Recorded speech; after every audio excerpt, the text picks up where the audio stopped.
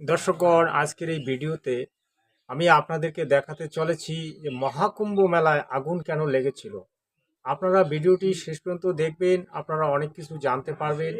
এই মহাকুম্ভ মেলায় আগুন লাগার যে বিশেষ কারণটি এই ভিডিওতে আজকে আমি দেখাবো, সেটা আপনারা মনোযোগ দিয়ে দেখবেন আর চ্যানেলটিকে সাবস্ক্রাইব করে নেবেন।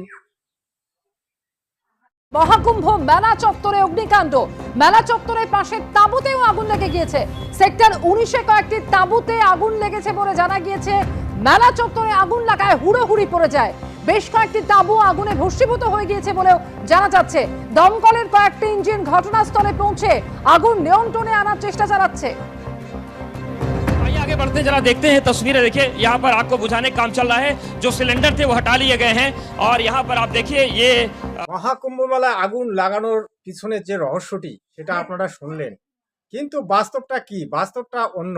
তাই আমি বাস্তবটা তুলে ধরবো। এই মহাকুম্ভ মেলায় যে সাধু সন্তরা আসে তারা আনন্দে এসে তারা আনন্দ উপভোগ করার চেষ্টা করে, কিন্তু যে স্নানটা করে সেটা গঙ্গা স্নান। সেই গঙ্গা স্নানে তারা কি নিজের পাপ ধুয়ে মুছে ফেলে নাকি অন্য কিছু?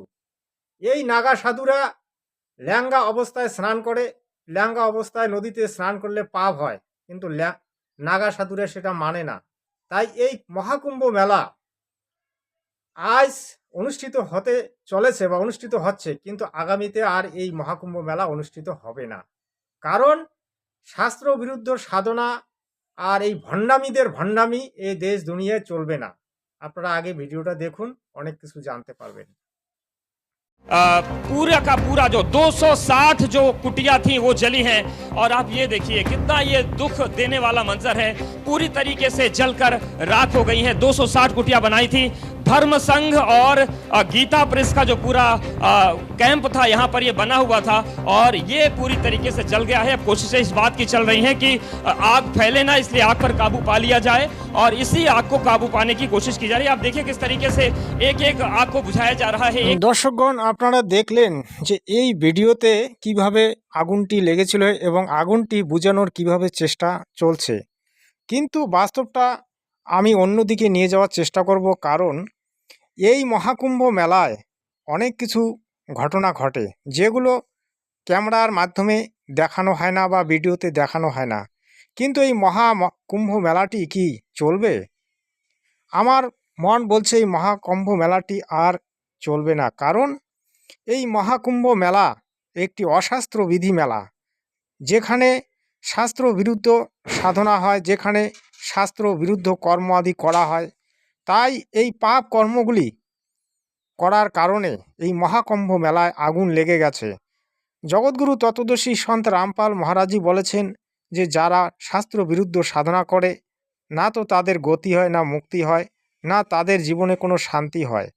অতএব আপনারা এই কর্মগুলি ছেড়ে দিয়ে শাস্ত্র অনুকূল সাধনা করার চেষ্টা করুন। সৎসায় एक एक चीज जो ज्वलनशील हो सकती है उसे लाठियों से पीट पीट कर बुझाया जा रहा है, क्योंकि अगर यहाँ से आग भड़कती है तो फिर पूरा का पूरा जो कुंभ है वो लकड़ियों के स्ट्रक्चर पर ही बना हुआ है। जो पूरा कुंभ क्षेत्र है वो कपड़ों से बना हुआ है और इसीलिए मौका नहीं मिला बिल्कुल।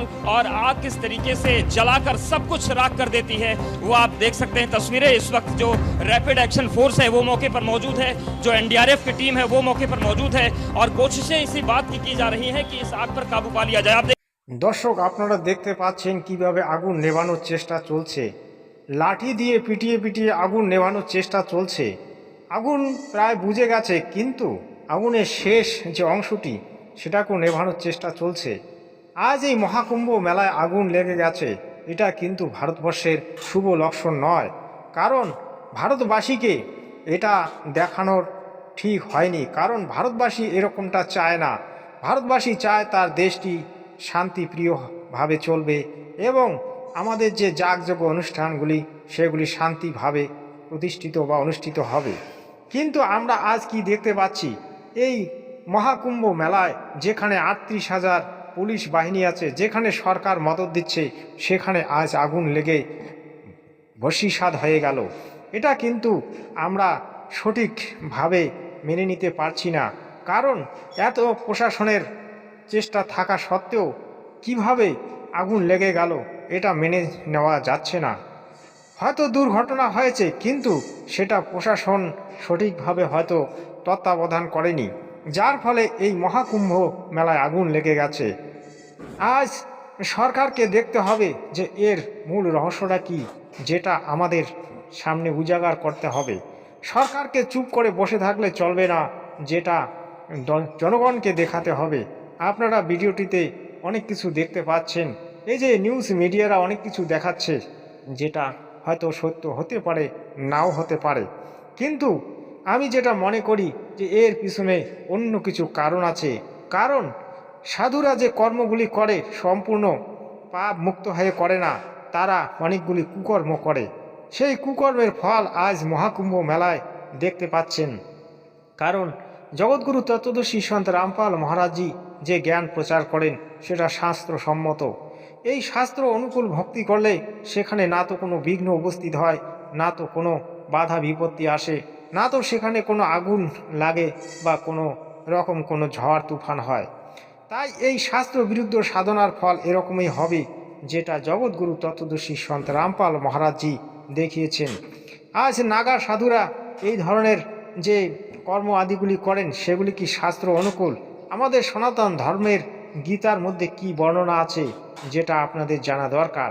কারণ শাস্ত্র বিরুদ্ধ সাধনা করলে আপনারা এরকমই পাবেন আর এইরকমই দেখতে পারবেন। এটা আজকের সংবাদ। সৎ সাহেব।